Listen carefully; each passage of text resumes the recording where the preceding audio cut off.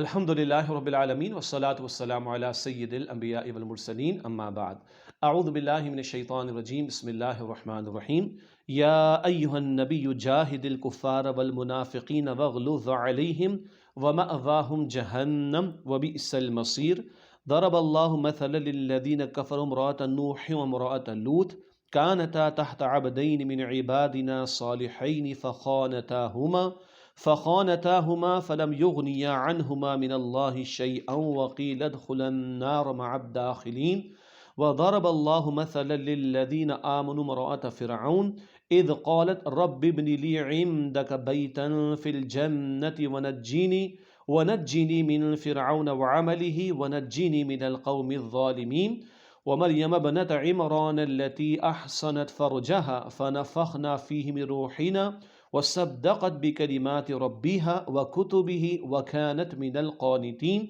صدق الله العظيم اللهم صل على محمد وعلى آل محمد وبارك وسلم رب اشرح لي صدري ويسر لي أمري واحلل عقدة من لساني يفقهوا قولي واجعل لي وزيرا من أهلي آمين يا رب العالمين۔ ناظرین کرام السلام علیکم ورحمۃ اللہ وبرکاتہ۔ اللہ تعالیٰ سے دعا ہے کہ آپ جہاں کہیں بھی ہوں اللہ تعالیٰ آپ سب کو ہم سب کو اپنے حفظ و امان میں رکھے، عافیت و سلامتی عطا فرمائے۔ الحمدللہ برسہ برس سے متعلق قرآن حکیم کا سلسلہ جاری ہے، اور آپ کے علم میں ہے کہ کووڈ سے پہلے یعنی کراچی میں کارساز کے علاقے میں سلسلے وار قرآن حکیم کا ہم نے مطالعہ برسوں پہلے شروع کیا تھا۔ اس کے بعد یہ کرونا کے معاملات درمیان میں آ گئے، جس کی وجہ سے سلسلہ منقطع ہوا، اور پھر ہم نے اس کو آن لائن ہی ہر اتوار کو آپ کی خدمت میں پیش کرنا شروع کیا۔ اللہ کی توفیق سے جو سلسلہ بہت برسوں پہلے سلسلے وار قرآن حکیم کے مطالعے کا شروع ہوا، آج ہم سورہ تحریم کی آخری آیات کا انشاءاللہ تعالی مطالعہ اس میں شامل کریں گے۔ اور آپ کے علم میں ہے کہ پورا 28واں پارہ 9 مدنی صورتوں پر مشتمل، اور اس سے پہلے سورۃ الحدید 27 پارے کی آخری سورہ، یہ 10 مسلسل مدنی صورتیں ہمارے سامنے آئیں، اور دین کے بہت اہم گوشے اور خاص طور پر ایمان کے تقاضے، ہماری دینی ذمہ داریاں، امت کی ذمہ داریاں، یہ سب بھی ہمارے سامنے واضح ہوئیں۔ سورہ تحریم کے حوالے سے آپ کو یاد ہے کہ خاندانی زندگی کے حوالے سے بڑی اہم ہدایات اس میں عطا ہوئیں۔ نبی مکرم صلی اللہ علیہ وآلہ وسلم کے گھرانے کا تذکرہ ہوا، اور یہ یقیناً ہماری رہنمائی کے اعتبار سے گفتگو آئی، اور جو بنیادی نقطہ ہمارے سامنے آیا وہ یہ ہے کہ کہیں شوہر اور بیوی کے درمیان، یہ ہمارے لیے رہنمائی ہے، حضور علیہ السلام کا تذکرہ کر کے امت کو رہنمائی دی گئی کہ ہمارے لیے رہنمائی ہے کہ شوہر اور بیوی میں موافقت ہونی چاہیے، محبت ہونی چاہیے، مطابقت ہونی چاہیے، یہ تو مطلوب ہے۔ حتیٰ کہ قرآن ان کو لباس بھی کہتا ہے ایک دوسرے کا، لیکن کہیں اس میں اتنی مطابقت و موافقت کا معاملہ نہ آ جائے کہ اللہ تعالیٰ کے احکامات پر سے پش چلے جائیں، اللہ تعالیٰ کی نافرمانی کا معاملہ شروع ہو جائے۔ اس پر کلام سورہ تحریم کی ابتدائی چند آیات میں ہوا۔ پھر خاندان کے سربراہ کی بہت اہم ذمہ داری وہ کیا ہے؟ مادی حاجات گھر والوں کی پوری کرنا، اس سے بڑھ کر ان کی روحانی حاجات کو پورا کرنا، اور قوا انفسکم واہلیکم نارا کا ذکر آیا کہ ایمان والو اپنے آپ کو، اپنے گھر والوں کو جہنم کی آگ سے بچاؤ۔ پھر ایک بڑا قیمتی مضمون پچھلی نشست میں ایک ہی آیت کا مطالعہ کر سکے تھے، اور وہ توبہ کے تذکرے کے حوالے سے بات تھی، اور توبۃ النصوح کا ذکر تھا، سچی پکی توبہ کا ذکر تھا۔ پھر توبہ کی عظمت پر ہم نے بات کی، توبہ کی فضیلت پر ہم نے بات کی، توبہ کے مفہوم کو ہم نے جانا، توبہ کی شرائط پر ہم نے گفتگو کی، توبہ انفرادی کیا ہوتی ہے، توبہ اجتماعی کیا ہوتی ہے، اس پر بھی پچھلی نشست میں ہم نے تفصیلاً کلام کیا، اور یہاں تک بات آئی کہ جو آج یہ سچی پکی توبہ کی روش پر آ جائیں، اللہ تعالیٰ ان کے گناہوں کو دور کر دے گا، ان کی برائیوں کو مٹا دے گا، اللہ سبحانہ و تعالیٰ جنت یعنی باغات عطا فرمائے گا۔ اس دن اللہ نبی علیہ السلام کو اور اللہ کے نبی علیہ السلام پر ایمان لانے والوں کو بے آبرو نہیں کرے گا۔ اللہ وہاں جن کے نور میں کچھ کمی ہوگی، وہ اتمام نور کا، نور کی تکمیل کا اللہ سے التجا کر رہے ہوں گے، ان کا ذکر بھی ہمارے سامنے آیا تھا۔ اب جو آج ہم مطالعہ شروع کر رہے ہیں سورہ تحریم کی آیت نمبر 9 سے مطالعہ شروع کر رہے ہیں، اور انشاءاللہ سورہ تحریم کی آیت 9 تا 12 جو آخری آیات ہیں سورہ تحریم کی بھی، اور 28 پارے کی آخری آیات بھی، ان کا انشاءاللہ تعالی مطالعہ کریں گے۔ 2-3 بنیادی مضامین ہیں۔ ایک تو جہاد کا تذکرہ آ رہا ہے، البتہ جہاد کفار سے بھی اور منافقین سے بھی، اور ان کے بارے میں سخت رویہ اختیار کرنے کی تلقین کی گئی۔ اس نقطے کو انشاءاللہ ہم جانیں گے۔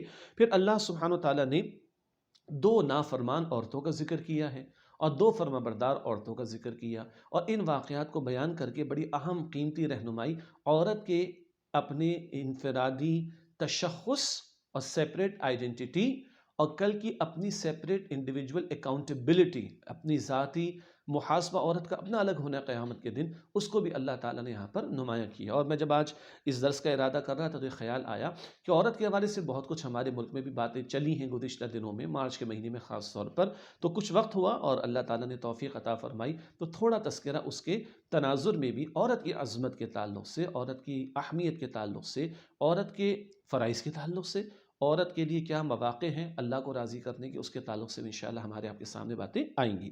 اب آئیے آج کا مطالعہ شروع کرتے ہیں۔ قرآن حکیم کا 28واں پارہ ہے، سورہ تحریم ہے، جو کہ اس سورت کا نمبر ہے 66 اور سورت تحریم کی آیت نمبر 9 سے ہم اپنا مطالعہ شروع کر رہے ہیں۔ ارشاد ہوا اس مقام پر، یا ایھا النبی، اے نبی صلی اللہ علیہ وآلہ وسلم، جاہد الکفار والمنافقین، جہاد کیجئے کافروں سے اور منافقین سے، وغلظ علیہم، اور ان کے مقابلے میں سختی کا معاملہ کیجئے، ومأواہم جہنم، اور ان کا ٹھکانہ جہنم ہے، وبئس المصیر، اور وہ بہت برا ٹھکانہ ہے۔ اللہم انا نعوذ بک من عذاب جہنم، اے اللہ ہم تیری پناہ میں آنا چاہتے ہیں جہنم کے عذاب سے۔ قرآن حکیم میں اللہ تعالیٰ نے نبی اکرم علیہ السلام کو مختلف انداز سے خطاب فرمایا، کبھی یا ایھا النبی، اے نبی کہہ کر پکارا گیا، کبھی یا ایھا الرسول، اے رسول کہہ کر پکارا گیا، کبھی یا ایھا المزمل، کبھی یا ایھا المدثر، پھر ایک رائے کے مطابق یاسین، یہ بھی حضور کو ہی پکارا گیا صلی اللہ علیہ وسلم، اور حضور سے خطاب فرما کر اللہ امت کو تعلیم عطا فرما رہا ہوتا ہے۔ ذکر ہوا کہ کفار اور منافقین سے جہاد کیجئے۔ یہاں پر کیونکہ منافقین کا ذکر بھی ہے تو ایک بات بالکل واضح ہے کہ دور نبوی میں جو منافقین تھے ان سے باقاعدہ جنگ کا معاملہ تو کبھی پیش نہیں آیا، اللہ یہ کہ بغاوت و سرکشی کرنے والوں کے بارے میں ایک دھمکی ضرور سورہ نساء میں دی گئی کہ ان کے خلاف جنگ کی جا سکتی ہے، لیکن عموم کے اعتبار سے حضور علیہ السلام کے مبارک دور میں منافقین کیونکہ کلمہ گو تھے نا، کلمہ پڑھنے والے تھے، تو ان کے خلاف کوئی جنگ کا معاملہ نہ ہوا۔ یہی وجہ ہے کہ اس مقام پر لفظ جہاد اپنے عموم کے اعتبار سے بھی مراد لیا گیا۔ قرآن حکیم میں جہاد کا لفظ وسعت کے ساتھ بیان ہوتا ہے، وسیع معنی میں بیان ہوتا ہے، اور جنگ کے لیے قتال کا لفظ آتا ہے۔ گو کہ یہ بات ہم پہلے بھی سمجھتے آئے ہیں کہ جہاد کا لفظ کبھی جنگ کے لیے بھی استعمال ہوتا ہے۔ سورہ توبہ کا مطالعہ کریں، غزوہ تبوک کا ذکر آتا ہے، وہاں جہاد کا لفظ قتال کے معنی میں استعمال ہوا، لیکن ہمیشہ جہاد کا لفظ قتال کے معنی میں و مفہوم میں استعمال نہیں ہوتا۔ قتال البتہ ہمیشہ جنگ کے معنی میں استعمال ہوتا ہے، لیکن جہاد کا لفظ جہد، کوشش، محنت، جد و جہد، اسٹرگل کے مفہوم میں بھی استعمال ہوتا ہے۔ چنانچہ ایک مفہوم تو یہ ہے کفار سے جہاں قتال کا موقع آیا، اللہ کے پیغمبر علیہ السلام نے تلوار بھی اٹھائی ہے، غزوہ بدر بھی ہے، احد بھی ہے، احزاب بھی ہے، اینڈ سو آن۔ البتہ منافقین کے خلاف کوئی جنگ کا معاملہ نہیں ہوا، اس کی بھی حکمتیں بیان کی گئی ہیں۔ اللہ کے پیغمبر علیہ السلام نے بھی اس کا اظہار فرمایا، اور اہل علم نے اس کی تفصیل کو بھی بیان فرمایا کہ کوئی کہہ سکتا تھا کہ جی اپنے ہی لوگوں کو قتل کرنا شروع کر دیا، وجہ کیا تھی؟ بہرحال کچھ بھی کہیں، کلمہ تو پڑھتے تھے نا، اس کلمے کی اس دنیا میں پروٹیکشن حاصل تھی، ورنہ وہ منافقین جو دور نبوی کے منافقین تھے صلی اللہ علیہ وسلم، ان کے بارے میں تو قرآن کہتا ہے کہ لم تؤمن قلوبہم، ان کے دل تو ایمان نہیں لائے، اور ان کے بارے میں قرآن کہتا ہے ان المنافقین فی الدرک الاسفل من النار، منافقین تو جہنم کے سب سے نچلے گڑھے میں ہوں گے، اللہ ہم سب کو جہنم کے عذاب سے محفوظ فرمائے۔ تو ایک بار کفار سے قتال ہوا ہے، دور نبوی کی بات ہم کر رہے ہیں صلی اللہ علیہ وسلم، منافقین سے باقاعدہ کوئی جنگ کا معاملہ نہ ہوا، اور جب اس طرح کے احکامات آئے تو وہ باز بھی آ گئے اپنی حرکتوں سے۔ دوسری بات یہ ہے کہ یہاں پر نبی علیہ السلام کو کیا کہا جا رہا ہے مزید وغلظ علیہم، اور اے نبی علیہ السلام ان کے مقابلے میں سختی کا رویہ اختیار کیجئے۔ بات کیا ہے؟ حضور تو رحمت للعالمین ہیں، شفیق ہیں، رحیم ہیں، تو منافقین نبی علیہ السلام کی اس شفقت و رحمت والی روش اور کیفیت کا معاذ اللہ فائدہ اٹھاتے اور الزامات بھی لگاتے تھے معاذ اللہ، اور مختلف قسم کے جملے بھی کہہ جاتے تھے، گستاخانہ ہوا اذن تو یہ تو خالی کان کے بڑے کچے، ہم جو بھی بہانہ بناتے ہمارا بہانہ قبول کر لیتے معاذ اللہ۔ تو اللہ تعالیٰ کے نبی علیہ السلام کی اس نرمی کا یہ لوگ ناجائز فائدہ اٹھاتے، تو اللہ رب العالمین توجہ دلا رہا ہے کہ ان کے ساتھ سختی کا معاملہ کیجئے۔ ہمارے اساتذہ نے ایک بڑا پیارا نکتہ بیان کیا کہ صورت تو چل رہی تھی خاندانی زندگی کے بارے میں، ازواج مطہرات کا ذکر ہوا، وہ تو حضور کے گھرانے کا بڑا خوبصورت بیان آیا، ہمارے لیے رہنمائی کا سامان ہو گیا، خاندانی زندگی کے بارے میں سربراہ خاندان کی ذمہ داری کا ذکر آ گیا، اینڈ سو آن۔ لیکن یہ ایک دم سے یہ موضوع کیسے آ گیا؟ تو اس میں بھی ایک نکتہ سمجھنے کا یہ ہے کہ بیجا نرمی کا نتیجہ غلط ہی نکلتا ہے۔ اگر بیجا کہیں نرمی برتی جاتی ہے تو معاملات بگاڑ کا شکار ہوتے ہیں۔ تو ان منافقین کی ریشہ دوانیاں اور ان کی حرکتیں اور کرتوت ایسے تھے کہ اللہ کے پیغمبر علیہ السلام کو فرمایا گیا کہ ان کے بارے میں سختی کا رویہ اختیار کیجئے۔ خاندانی زندگی میں بھی یاد رکھیں، محبت بجا ہے لیکن بیجا نرمی کا رویہ اگر گھر میں اختیار کیا جا رہا ہے تو پھر کہیں کہیں نافرمانیاں کھلے عام ہونا شروع ہو جاتی ہیں، اللہ کے دین کے بارے میں غفلت کا معاملہ شروع ہو جاتا ہے، اور بڑے بڑے احکامات بڑے آرام سے پامال ہونا شروع ہو جاتے ہیں۔ اللہ تعالیٰ حفاظت فرمائے۔ گو کہ سورہ تغابن کا ہم نے مطالعہ کیا تھا، وہاں تفصیل آئی تھی، نرمی اور سختی کے حسین امتزاج کے ساتھ گھر والوں کی تربیت کی ہمیں کوشش کرنی ہے انشاءاللہ تعالیٰ۔ لیکن یہاں جو نقطہ ایک سمجھنے کا اہل علم نے بیان فرمایا وہ یہ ہے کہ بیجا نرمی اور بیجا لاڈ پیار بھی لوگوں کو غفلت کی طرف لے جاتا ہے اور معاملات کے بگاڑ کی طرف لے جاتا ہے۔ اس تعلق سے بھی اعتدال کی روش کی ضرورت ہے، نرمی سختی کے امتزاج کے ساتھ۔ آگے فرمایا وَبِئْسَ الْمَصِيرُ وَمَأْوَاهُمْ جہنم، اور ان کا ٹھکانہ جہنم ہے۔ ایک تو کھلے کفار کا معاملہ، اور وہ منافقین جو زبان کا اقرار کرتے تھے، دل کی تصدیق جن کے پاس نہیں تھی، جن کے بارے میں قرآن کہہ رہے ہیں ان کے دل ایمان نہیں لائے، ان کا ٹھکانہ بیان کیا جا رہا ہے۔ وَمَأْوَاهُمْ جہنم، اور ان کا ٹھکانہ جہنم ہے۔ وَبِئْسَ الْمَصِيرُ، اور وہ بہت برا ٹھکانہ ہے۔ اللہ تعالی ہم سب کو جہنم کے عذاب سے محفوظ فرمائے۔ یہ بات ہمارے علم میں ہے، بس یاد دہانی کے لیے جہاں جہاں قرآن حکیم میں بشارتوں کا ذکر آتا، جنت کا تذکرہ ہوتا، تو اللہ کے پیغمبر علیہ السلام اللہ سے جنت کا سوال کرتے۔ جہاں جہاں عذابوں کا ذکر آتا، جہنم کے عذاب کا بیان آتا، اللہ کے پیغمبر صلی اللہ علیہ وآلہ وسلم اللہ کے حضور جہنم سے بچنے کی التجا کرتے۔ اندازہ کیجئے حضور تو معصوم ہے، خطاؤں سے پاک ہے، بخشے بخشائے ہیں، اور بعد از خدا بزرگ تو یہ قصہ مختصر حضور کی شان ہے۔ اور حضور صبح کے اوقات میں کیا دعا فرماتے ہیں؟ 7 مرتبہ اللہم اجرنی من النار۔ شام کے اوقات میں 7 مرتبہ اللہم اجرنی من النار، اے اللہ مجھے آگ سے بچا لے۔ وہ معصوم ہے اور اس قدر اللہ سے اہتمام کے ساتھ دعاؤں کا اہتمام فرما رہے ہیں، تو ہمیں اور آپ کو کس قدر اللہ کے حضور جہنم سے بچنے کی دعاؤں کا اہتمام کرنا چاہیے۔ اللہ مجھے بھی اور آپ کو بھی ہم سب کو توفیق عطا فرمائے۔ یہ تو ایک نقطہ آیا جہاد کے تعلق سے، اور جہاد کا وسیع تر مفہوم بات بیان ہونے سے رہ گئی کہ جہاد کا لفظ کبھی کبھی قتال کے مفہوم میں بھی آتا ہے، لیکن ہمیشہ نہیں آتا۔ جہاد جہد سے ہے، کوشش سے ہے، اور کوشش مختلف اعتبارات سے۔ اللہ کا دین سیکھنے کے لیے محنت کرنا ہوگی، اللہ کے احکامات پر عمل کرنے کے لیے محنت کرنا ہوگی، مجاہدہ جسے کہا جاتا ہے، نافرمانی اور گناہوں کے کاموں سے بچنے کے لیے جہاد اور محنت کرنا ہوگی، اللہ کے دین کی دعوت کا عمل آگے بڑھانے کے لیے، دعوت کا کام آگے بڑھانے کے لیے جہاد کرنا ہوگا، نیکی کا حکم دینا ہے، بدی سے روکنا، اس کام کے لیے محنت کرنا ہوگی۔ اس سارے عمل کو جہاد ہی کہا جاتا ہے۔ ہاں مقصود کیا ہو؟ لِتَكُونَ كَلِمَةُ اللَّهِ هِيَ الْعُلْيَا، حدیث میں آتا ہے کہ ساری کوشش میں اوپر پیش نظر کیا ہو؟ اللہ کا کلمہ سر بلند ہو جائے۔ یہ مستقل جہاد کا عمل ہے۔ اللہ تعالیٰ مجھے اور آپ کو ہم سب کو اس کی توفیق عطا فرمائے۔ البتہ یہاں حوالہ دینا بہت مناسب رہے گا، استاد محترم بانی تنظیم اسلامی ڈاکٹر اسرار احمد صاحب رحمۃ اللہ علیہ کا بہت جامع خطاب ہے، جہاد فی سبیل اللہ۔ یہ ٹائٹل ہے، یہ موضوع ہے، اس کا مفہوم کیا ہے، اس کے حوالے سے مغالطے کیا ہیں، جہاد کی فرضیت کیا ہے، جہاد کی اقسام کیا ہیں، جہاد کے درجات کیا ہیں، اور جہاد کے ذرائع کیا ہیں، بہت ساری تفصیلات کے ساتھ بڑا جامع موضوع انہوں نے بیان فرمایا، جہاد فی سبیل اللہ۔ اس موضوع پر ان کا خطاب بھی ہے، ویڈیو میں بھی ہے، آڈیو میں بھی، اور کتابچہ بھی آپ کو انشاءاللہ تعالی سمپلی ہماری ویب سائٹ سے مل جائے گا۔ اب چلتے ہیں وہ آخری 3 آیات جن میں عورتوں کے تعلق سے کچھ کلام آ رہا ہے، 2 نافرمان عورتوں کا بیان، 2 فرما بردار عورتوں کا تذکرہ۔ ارشاد ہوا ضرب اللہ مثلا، اللہ سبحانہ و تعالیٰ نے مثال بیان فرمائی ہے، للذین کفروا، کفر کرنے والوں کے لیے، امرأۃ نوح و امرأۃ لوط، نوح علیہ السلام کی بیوی کی اور لوط علیہ السلام کی بیوی کی، کانتا تحت عبدین من عبادنا صالحین، فرمایا کہ یہ دونوں ہمارے بندوں میں سے ایسے 2 بندوں کے نکاح میں تھی جو بہت نیک تھے۔ پیغمبر ہیں نوح علیہ السلام، لوط علیہ السلام، اللہ تعالیٰ کے جلیل القدر پیغمبر ہیں۔ یہ 2 بیویاں کون ہیں؟ ان دونوں کے شوہر اللہ کے برگزیدہ بندے تھے، چنے ہوئے بندے تھے، جلیل القدر رسول تھے۔ فخانتاہما، تو انہوں نے ان کے ساتھ خیانت کا معاملہ کیا، ایک اچھا ترجمہ ہے بے وفائی کا معاملہ کیا۔ فلم یغنیا عنہما من اللہ شیئا، تو وہ دونوں اللہ تعالیٰ کے مقابلے میں ان کے کچھ بھی کام نہیں آئے۔ وقیل ادخلا النار مع الداخلین، اور ان دونوں سے کہہ دیا گیا کہ دوسرے داخل ہو جانے والوں کے ساتھ تم بھی جہنم میں داخل ہو جاؤ۔ اللہم اجرنا من النار، اے اللہ ہم سب کو آگ کے عذاب سے محفوظ فرما۔ کس قدر عجیب بات ہے، 950 برس تک نوح علیہ السلام نے اللہ کے دین کی دعوت کا کام کیا ہے۔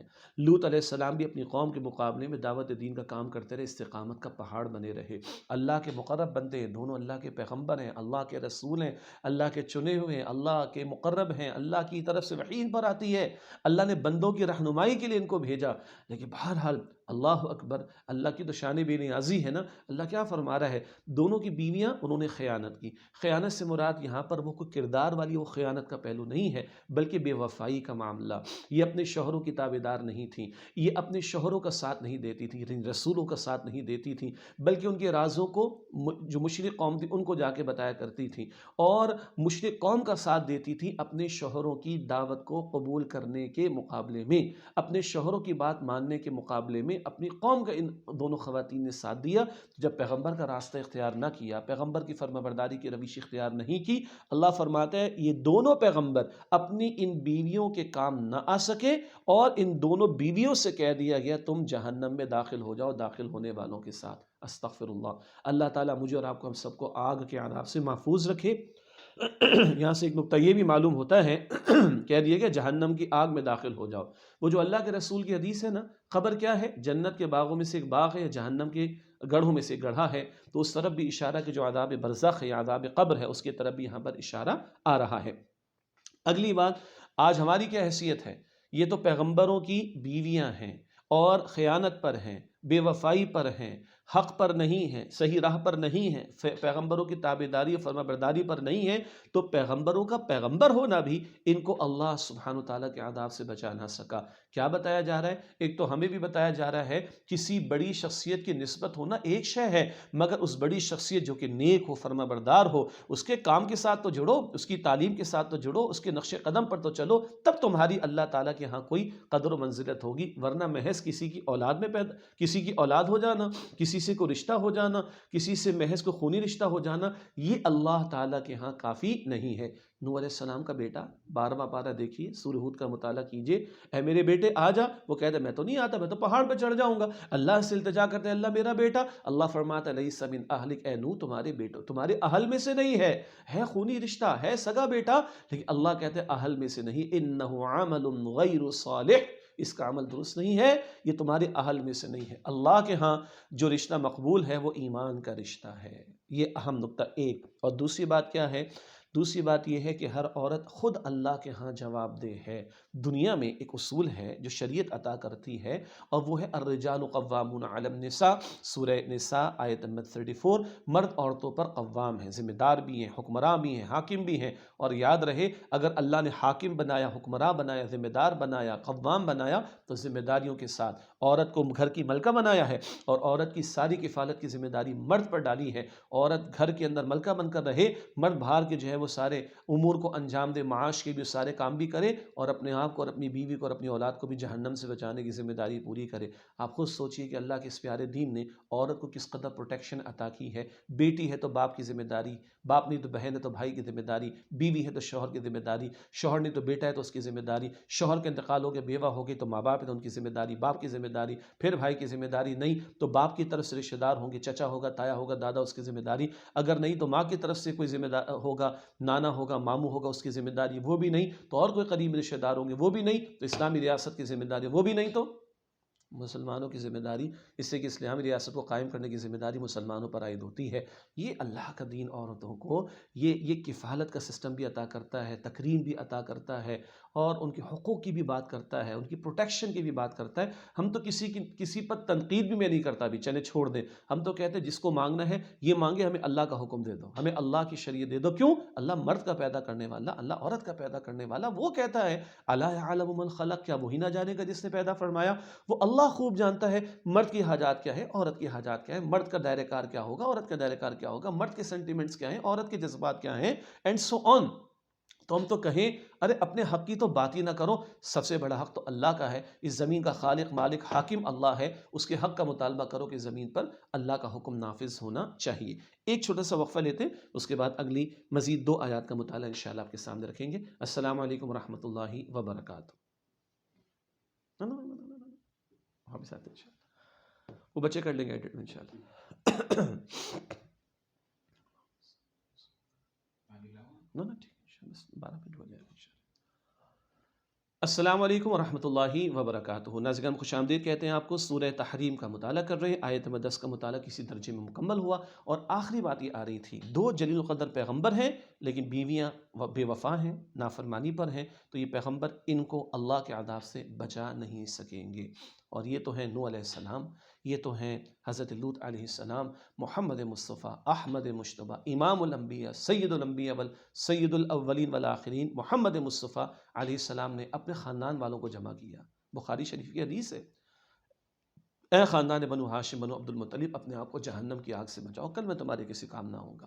اے صفیہ محمد صلی اللہ علیہ وسلم کی پھپھی، اپنے آپ کو جہنم کی آگ سے بچاؤ، کل میں تمہارے کسی کام نہ ہوں گا۔ اے فاطمہ رضی اللہ تعالی عنہ، محمد صلی اللہ علیہ وسلم کی بیٹا، اپنے آپ کو جہنم کی آگ سے بچاؤ، کل میں تمہارے کسی کام آنے والا نہیں۔ یہ شدت احساس ہے جو حضور نے عطا فرمایا ہے اپنے گھر والوں کو سامنے رکھ کر۔ اور فاطمہ تو لخت جگر ہیں آپ کی صلی اللہ علیہ وسلم۔ اگر امت کو تعلیم کیا عطا ہو رہی ہے، ہر شخص اپنی فکر کرے۔ وہ قرآن کہتا ہے نا سورہ مریم آیت نمبر 95 میں، وَكُلُّهُمْ آتِيهِ يَوْمَ الْقِيَامَةِ فَرْدًا، ہر ایک اکیلے اللہ سبحانہ وتعالیٰ کے سامنے پیش ہوگا۔ اللہ اکبر، ہر بندہ خود اپنا جواب دے اللہ سبحانہ وتعالیٰ کے سامنے۔ یہی نقطہ ان آیات میں ہمارے سامنے آ رہا ہے کہ ہاں، اس دنیا میں انتظامی معاملات کو چلانے کے لیے خالق نے، ہمارے رب نے مرد کے تابع رکھا ہے عورت کو۔ گھر گھر ہستی کا نظام مرد کے ہاتھ میں قوامیت کی صورت میں عطا کیا گیا، عورت کو اس کے تابع رکھا گیا تاکہ گھر صحیح طرح اسموتھلی فنکشن کرے۔ گھر مضبوط ہوگا، معاشرہ مضبوط ہوگا، معاشرہ مضبوط ہوگا، نظام مضبوط ہوگا۔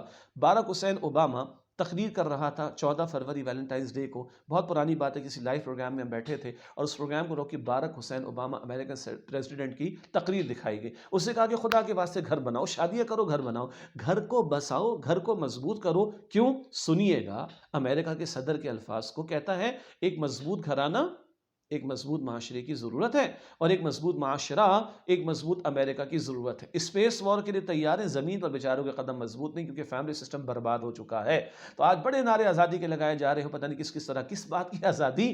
اپنے گھروں سے آزاد ہو جانے کی بات، اپنے رشتوں سے آزاد ہو جانے کی بات، عفت و پاک دامنی سے آزاد ہو جانے کی بات، خاندان کے نظام سے آزاد ہو جانے کی بات۔ تو جا کے دیکھ لیا جائے کہ وہاں پر، معاف کیجیے گا، ریپ کے کیسز کی تعداد کیا ہے، اور ٹیشو پیپر کی طرح استعمال کر کے عورت کو پھینک دینے کی روش اس انداز سے ہوتی ہے، اور یہی عورت ذرا ڈھلتی جس کی عمر اور بڑھاپے کو پہنچتی ہے تو کہاں ہے؟ سنگل پیرنٹ کی کیفیت میں، یا اولڈ ہاؤسز کے اندر بیچاری وہ پس رہی اور مر رہی اور تڑپ رہی ہوتی ہے۔ نہ، اللہ ہمارا خالق و مالک ہے، اس نے ایک صحیح سسٹم، ایک صحیح نظام شریعت کی صورت میں ہمیں عطا فرمایا، جس میں ہر ایک کے لیے بہتری ہے۔ البتہ بات دور نہ چلی جائے کہ کیا بات بیان ہو رہی ہے؟ انتظامی معاملات کے اعتبار سے عورت کو شوہر کے تابع رکھا گیا، لیکن ہر مرد خود اپنا جواب دے قیامت کے دن، ہر عورت خود جواب دے اپنی قیامت کے دن، ہر بندہ اپنی انڈیویجول پرسنل کیپیسٹی میں اللہ کے سامنے جواب دے۔ عین ممکن ہے اللہ کو راضی کرنے کا معاملہ ہو، اخلاقی میدان میں آگے بڑھنے کی بات ہو، روحانی ترقی حاصل کرنے کی بات ہو، آخرت کی فکر کرنے کی بات ہو، جنت کے حصول کی محنت کی بات ہو،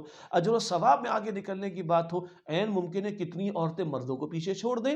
اللہ اکبر، اگر انتہائی اوپر کی مثال دی جائے، کیا درجہ ہوگا اماں خدیجہ رضی اللہ تعالی عنہا کا، کیا درجہ ہوگا اماں عائشہ صدیقہ رضی اللہ تعالی عنہا کا، کیا درجہ ہوگا فاطمہ بنت محمد مصطفیٰ صلی اللہ علیہ وسلم لخت جگر رضی اللہ تعالی عنہا کا۔ کروڑ ہاں کروڑ مرد کہیں پیچھے ہوں گے، اور امت کی مائیں اور نبی مکرم علیہ السلام کی پیاری بیٹی، کیا ان کا مقام و درجہ بلند ہوگا؟ اللہ اکبر۔ یہ ہے سیپریٹ آئیڈینٹیٹی، علیحدہ تشخص ایک عورت کا، کہ وہ خود اللہ کے ہاں جواب دہ ہے۔ اخلاقی میدان ہو، اللہ کو راضی کرنے کا میدان ہو، خیر میں آگے بڑھنے کی بات ہو، نیکی میں آگے بڑھنے کی بات ہو، ہر مرد اپنی جگہ جواب دہ ہے اور اس کے لیے ایکولی اپارچونٹیز موجود ہیں، اور ہر عورت اپنی جگہ اکیلے جواب دہ ہے۔ سملرلی اس کے لیے بھی اپارچونٹیز اویلیبل ہیں۔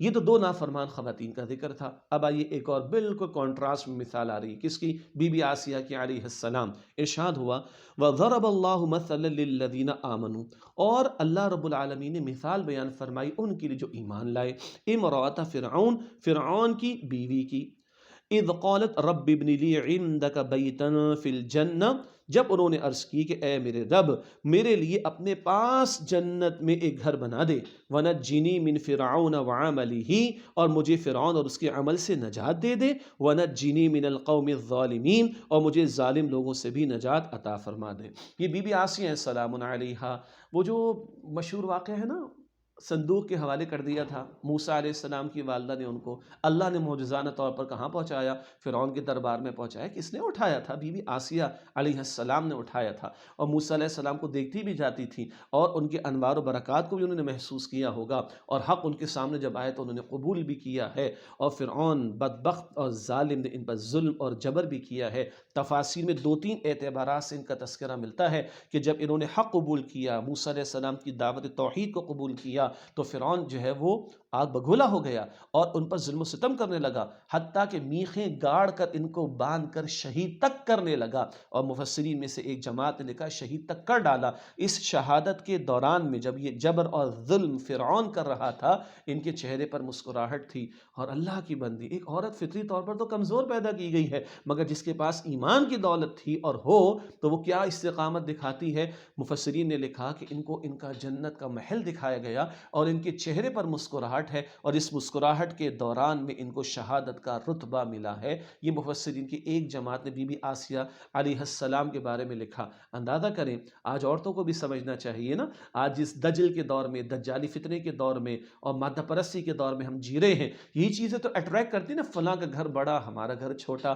فلاں کا گھر تو محل کی طرح ہمارا تو چھوٹا سا کمرہ ہے، ڈربا ہے، ہم تو بس جھوپڑی کے اندر رہتے ہیں، فلاں کے بچوں کو دیکھو کتنے مہنگے اسکولوں میں پڑھتے ہیں، اور فلاں کے بچوں کو دیکھو کتنی عیاشیوں کے اندر ہے، اور فلاں کی گاڑی دیکھو، یہی ہے نا جی، فلاں کے گھر پہ دیکھو شادی کا موقع ہے تو لاکھوں کروڑوں لگا دیے انہوں نے، ہمارے گھر میں شادی کا موقع ہے تو لگتا ہے سوگ منایا جا رہا ہے۔ یہی چیز ہے کہ نہیں؟ تو یہ اللہ کی بندی اللہ سے کیا؟ فرعون کے پاس محلات کی کمی تھی، فرعون کے پاس باغات کی کمی تھی، فرعون کے پاس نہروں کی کمی تھی، فرعون کے پاس لاؤ لشکر کی کمی تھی، فرعون کے پاس مال و دولت کی کمی تھی؟ قطعاً نہیں، مگر یہ اللہ کی بندی کہتی مالک یہ مجھے پسند نہیں ہے، اس کا محل ہے، اس کے محلات ہوں، اس کی نہریں ہوں، اس کا لاؤ لشکر ہو، اس کی جائیدادیں ہوں، اس کا اختیار ہو، اس کی سلطنت ہو، مالک مجھے یہ نہیں چاہیے، مجھے تو اپنے پاس جنت میں گھر عطا فرما دے۔ اللہ اکبر کبیرہ، مجھے تو اپنے پاس جنت میں گھر عطا فرما دے۔ رب ابن لی عندک بیتا فی الجنہ، اے میرے رب مجھے اپنے پاس جنت میں گھر عطا فرما دے۔ اللہ اکبر۔ یہ قرآن قصے تھوڑی خود فقط بیان کر رہا ہے، it's not a story book, it's a book of guidance. Allah ہدایت کی کتاب کے طور پر بیان کر رہا ہے۔ فرعون جیسے ظالم اور جابر کا ظلم سہنا آسان بات ہے؟ یہ ایمان کی قوت و دولت تھی۔ بہت بڑی بھاری بات کر رہا ہوں، میں بھی کمزور، اللہ مجھے بھی ایمان کی قوت و طاقت عطا فرمائے۔ اور وہ اللہ کی بندی مسکرا رہی ہے، اس مسکراہٹ کے دوران میں شہید ہو رہی ہیں، شہید کی جا رہی ہیں، اور کیا ہے؟ اللہ نے ان کو قبول فرما لیا ہے۔ یہ ہے کیا؟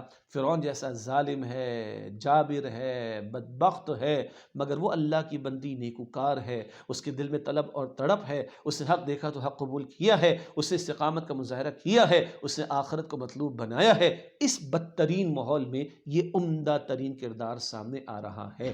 کنٹراسٹ کیا ہے؟ پچھلا کیا تھا؟ بہترین ماحول ملا، نوح علیہ السلام اللہ کے رسول، لوط علیہ السلام اللہ کے رسول، اس سے زیادہ فیوریبل حالات کیا ہوں گے؟ اس سے زیادہ موزوں حالات کیا ہوں گے؟ مگر بیوی نے فائدہ نہ اٹھایا، گئی جہنم کی طرف۔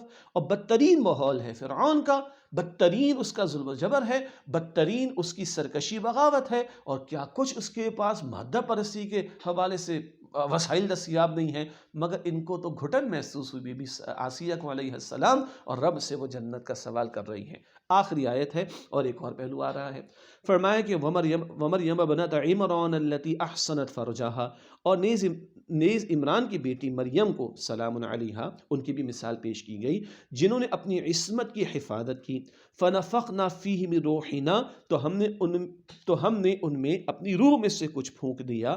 وَصَدَّقَتْ بِكَلِمَاتِ رَبِّهَا، اور انہوں نے اپنے رب کی باتوں وَكُتُبِهِ، اور اس کی کتابوں کی تصدیق کی۔ وَكَانَتْ مِنَ الْقَانِتِينَ، اور وہ اطاعت شعار لوگوں میں شامل تھیں، یعنی فرما برداروں میں شامل تھیں۔ یہ بی بی مریم سلام علیہا کا ذکر آ رہا ہے۔ حضرت عیسیٰ علیہ السلام کی والدہ محترمہ کا ذکر آ رہا ہے۔ کہا جاتا ہے کہ بی بی مریم کہ خالو تھے حضرت زکریا علیہ السلام، اور حضرت زکریا علیہ السلام کہا نہیں جاتا بلکہ قرآن میں ذکر آتا ہے، تو حضرت زکریا علیہ السلام کی کفالت اور تربیت میسر آئی کس کو؟ بی بی مریم کو سلام علیہا۔ ہاں، عفت کی حفاظت کا معاملہ رہا، اور اللہ سبحانہ و تعالیٰ نے معجزانہ طور پر اپنے خاص کلمے سے حضرت عیسیٰ علیہ السلام کی ولادت کا اہتمام فرمایا بی بی مریم کے ہاں سلام علیہا۔ تو وہ ہے بی بی مریم جنہوں نے اپنی عصمت کی حفاظت کی۔ اللہ فرماتا ہے ہم نے ان میں اپنی روح میں سے کچھ پھونک دیا اور ایک خاص کلمے سے حضرت عیسیٰ علیہ السلام کی ولادت ہوئی، اسی لیے عیسیٰ علیہ السلام کو روح اللہ بھی کہا جاتا ہے۔ اچھا اس کو بھی تھوڑا سمجھ لیں، ورنہ مسیحیت کے ماننے والے اس کو بہت ہی غلط عقیدے کی طرف لے جاتے ہیں۔ جب ہم کہتے ہیں بیت اللہ، جس کا کیا مطلب ہوتا ہے؟ وہ گھر جس کی نسبت اللہ کی طرف ہو۔ معاذ اللہ، یہ مطلب نہیں اللہ اس گھر میں رہتا ہے، جی بیت اللہ وہ گھر جس کی نسبت اللہ کی طرف ہو۔ جب عیسیٰ علیہ السلام کے بارے میں کہا جاتا ہے روح اللہ، تو وہ روح جس کی نسبت اللہ کی طرف ہو۔ ویسے تو ہر انسان میں اللہ نے اپنے حکم سے روح میں سے کچھ پھونکا ہے، مگر کیونکہ بغیر والد معجزانہ ولادت ہے، اللہ کے خاص کلمے سے حضرت عیسیٰ علیہ السلام کی ولادت کا معاملہ ہوا، تو وہ روح من قرآن کہتا ہے، اور ان کو ہم روح اللہ کہتے ہیں، وہ روح جس کی نسبت خاص اللہ سبحانہ وتعالیٰ کی طرف ہے۔ تو فرمایا جا رہا ہے کہ اللہ تعالیٰ نے ان میں اپنی روح میں سے کچھ پھونکا اور انہوں نے اپنے رب کی باتوں کی تصدیق کی۔ جب حضرت عیسیٰ علیہ السلام کی ولادت کا معاملہ ہو رہا ہے تو فرشتہ آ کے کلام کر رہا ہے، ان کو تسلی عطا کر رہا ہے، تو وہ تسلی کی باتوں پر یقین کر رہی ہیں، تصدیق کر رہی ہیں، اور باقی ان کے سامنے جو کتاب کی تعلیم پہنچی ہے، حضرت زکریا علیہ السلام نے بھی ان کی جو ہے وہ تربیت فرمائی ہے، اس کی طرف بھی اشارہ۔ وَكَانَتْ مِنَ الْقَانِتِينَ، اور وہ اطاعت شعار لوگوں میں شامل تھی، یعنی فرما برداروں میں شامل تھی۔ یہ کیا بیان ہو رہا ہے؟ بہترین ماحول ملا ہے، حضرت زکریا علیہ السلام کی تربیت ملی ہے، اور بہترین کردار ہے بی بی مریم کا سلام علیہا۔ ہمارے استاد محترم بانی تنظیم اسلامی ڈاکٹر اسرار صاحب رحمۃ اللہ علیہ نے یہاں 4 پہلو بیان فرمائے ہیں عورتوں کے ان واقعات کے بیان کے تسلسل میں۔ پہلا پہلو کیا ہے؟ بہترین ماحول ملا ہے نوح علیہ السلام، لوط علیہ السلام، لیکن بدترین کردار ہے بیویوں کا۔ دوسرا، بدترین ماحول ہے فرعون کا، لیکن بہترین کردار ہے بی بی مریم، بی بی آسیہ کا علیہ السلام کا۔ نمبر 3، ماحول بھی بہترین زکریا علیہ السلام، اور کردار بھی بہترین بی بی مریم سلام علیہا۔ فرق یہ ہے کہ پچھلا ذکر وہ بیویوں کے تناظر میں تھا، یہاں حضرت زکریا علیہ السلام معروف بات ہے کہ وہ خالو تھے بی بی مریم کے سلام علیہا۔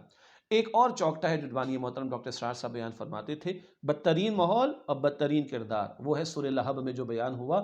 ابو لہب بھی اور اس کی بیوی بھی دونوں گستاخ، دونوں نافرمان، دونوں کا بدترین انجام ہے جو سورۃ اللہب میں بیان ہوا۔